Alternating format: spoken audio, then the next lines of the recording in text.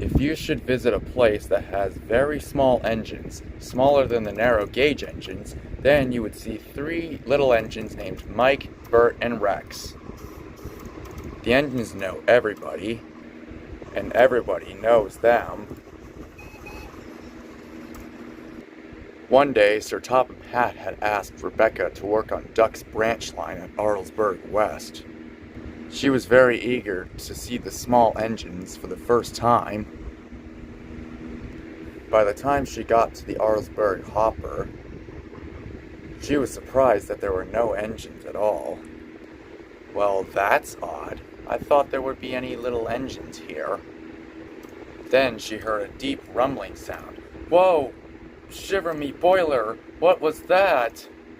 It's all right, new engine. It's just our ballast shifter. Oh, so that's what that rumbling noise. I thought that was a rock slide about to kill me. Say, you're one of those miniature engines, right? Of course I am. Bert's the name. So, what's yours? My name's Rebecca. I'm the youngest member of the steam team. Oh, nice to meet you, Rebecca. Rebecca was confused. Aren't there any more of you, Bert? Where's the rest of you? There's Rex and Mike if you want to meet them someday. I'm the only one working in the yard just so the ballast trains can get there on time. Although I do miss Frank, of course. Who's that? He's the diesel engine of this railway. He's going to be mended. I wish I could be mended too and pull coaches and trucks again. Rebecca's signal turned green. Well, Bert, I gotta get going. Your railway's a lovely little line. Gee, thanks, Rebecca. Thank you for admiring it. And Rebecca puffed away.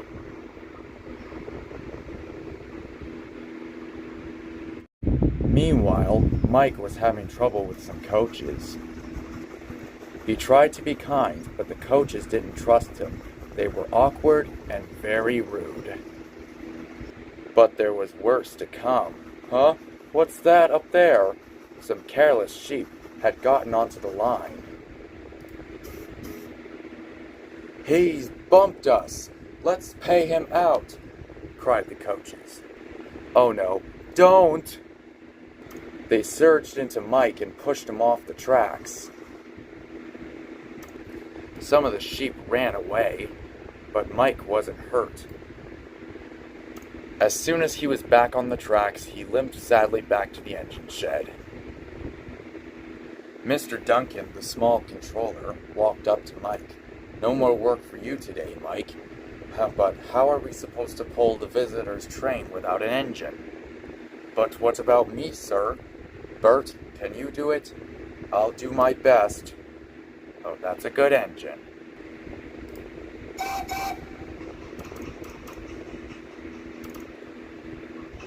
The coaches stood at the platform. Bert was cross with them. I'm ashamed of you. You could have hurt your passengers pretty bad. The coaches quivered. We're sorry, Bert. We won't do it again.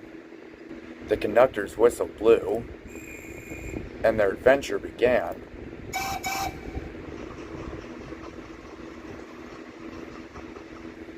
Bert remembered all the gates and stiles where he had to stop.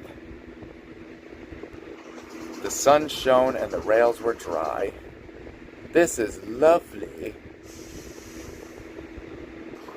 Presently, the line grew steep. Bert felt short of steam, but his driver made hope. Take your time, Bert, he said. It'll be better downhill, Bert said to himself. But it wasn't. The rail joints jarred his wheels and his springs felt so weak. At last a spring gave way. Ow, ow, ow, ow, I feel all crooked. We'll need a bus now for our passengers, sighed his driver. No, I won't. I'll get to the station or burst. Meanwhile, Duck was waiting for his passengers on the platform at the big station. Clanging and clanking, Bert finally steamed into the big station. I can do it. I can do it.